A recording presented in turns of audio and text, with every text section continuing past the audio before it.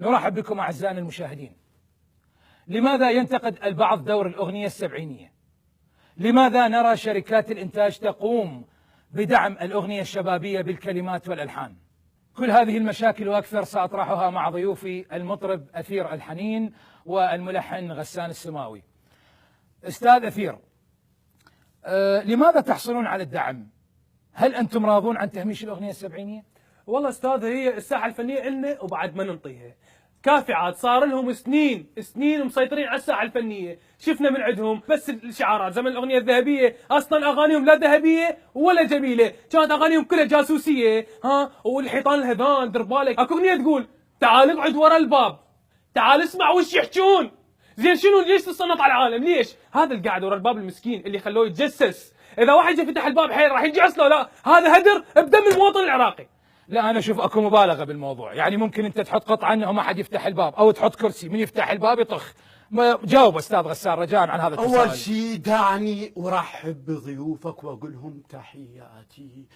ثانيا أنا عندي وثائق، خلنا نعترف أنا وأنت وضيفي إنه الأغنية الحديثة انحدرت، واكو اغنيه تغنيها المطربه ساجدة عبيد. نعم. هاي الاغنيه تبدي بحيره، تقول شقول لامي من اروح انكسرت الشيشه، شوف شايله هم امها. اوكي انه الشيشه انكسرت. بعدها المطربة تقول لطق روحي بحديدة واطلع الدم. يعني معقولة على مود شيشة اطق روحها بحديدة؟ يعني الموضوع مبالغ به. بعدها فجأة ننتقل من هاي الحيرة إلى نبع يا خيار والحقة ب30. علوة، يعني صارت علوة. يعني ما معقولة. اوكي هنا تدخل شخصية غريبة بالأغنية وهي عجوز البيت سكرانة ببطل بيرة. خلنا نفترض جدلا انه الخيار هو المزة وعجوز البيت سكرانة ببطل بيرة وهذه مزتها. بعدها الأغنية العفو المطربة تفاجئنا وتقول دور دور اشرب شاي بس أنا وأمي. لا، ما معقولة. أنت على مود شيشة انكسرت شلتي همك وهم أمك، معقولة تجيبين صاحبك وتشربي شاي أمام أمك؟ لا، أنا هذه ما مستوعبها. أنا ضدك بالنقطة الأخيرة، لأنه ممكن كل زين تقول لهم هذا مستطرق، يعني فات منه. وإذا أكو اعتراض أنا ما معترض على الأغنية صراحة، معترض على أدائك الأوفر. جاوب أستاذ أثير. شوف استاذ، ساجدة عبيد خط احمر وتاج راسك يا مضغوط. لا تجيب طاريها، افتهمت له؟ لا، على الاقل ساجدة عبيد مخدرة شاي صحيح زين ومحضرته وعازمه الولد صديقه بعلم امها. منطقي. مو مثلكم كان اكو اهمال وتقصير. خدرة شاي خدري، عيون المنا خدرة، هسه خدري يا اختي، اذا خدري وبعدين نعرف من راح يشربه. وبعدين استاذ اكو شغله ثانيه، اغانيهم السبعينيه كان بيها قمع، كان بيها تعذيب.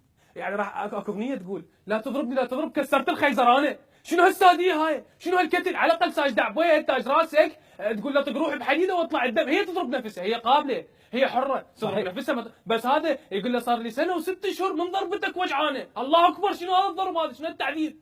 والله أنا بالنسبة لموضوع الشاي اللي تقول عليه حاليا حلت هاي المشكلة. أكو تي باق، يعني تحط مي حار وتحط لك كيس وانتهى الموضوع.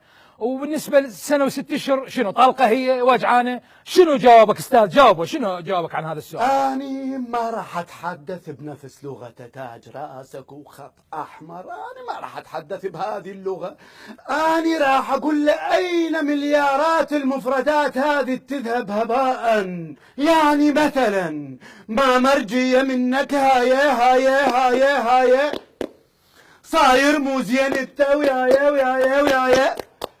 يعني شنو ويايا وحده كلش كافي. ليش ويايا هاي؟ هاي تساؤلاتي. خلي يجاوبني أين تذهب كل هذه المفردات؟ هذا فساد وهدر أنا أعتبره. لا جاوب عن هذا السؤال. لا استاذ ما اسمح لك. والله استاذ اذا اريد اجاوب انا راح اجاوب بكل قساوه. زين كان ماكو شفافيه بعملهم وبادائهم، كل اغانيهم ماكو شفافيه، كانت الاغنيه ما نفتهمش. راح اقول لك مثال، اكو اغنيه تقول لاركض وراهم حافي، نقول من حقه ما عندنا عال طبيعي. وعبيت على كتافي، نقول خاف توقع بالطين. ويقول نوبه انشبح نوبه طيح. طبعا الاثنين نفس المفردات. انا اشوفها تكرار منطقي. نمشيها بس مال سواها بيا سلمان. لا، احنا هنا نريد يعرف الشعب سلمان السوى. استاذ انا بصراحه اريد افتهم سلمان السوى. يعني انا ويا الجماهير شنو سوى سلمان؟ سلمان قصته تنحكي ورا الكواليس، انا اسف.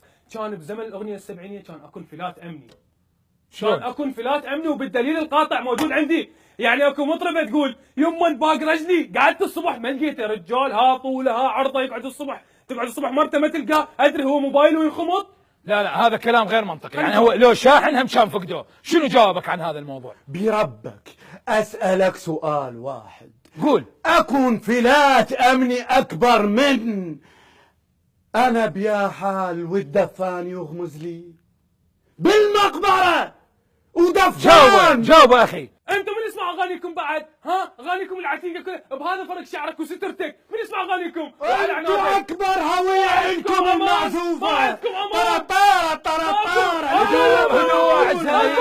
هدوء اخوان. تصب النيل اعزائي المشاهدين، نصل الى نهايه حلقتنا لهذا اليوم، نلتقيكم بحلقه جديده ان شاء الله، مع السلامه.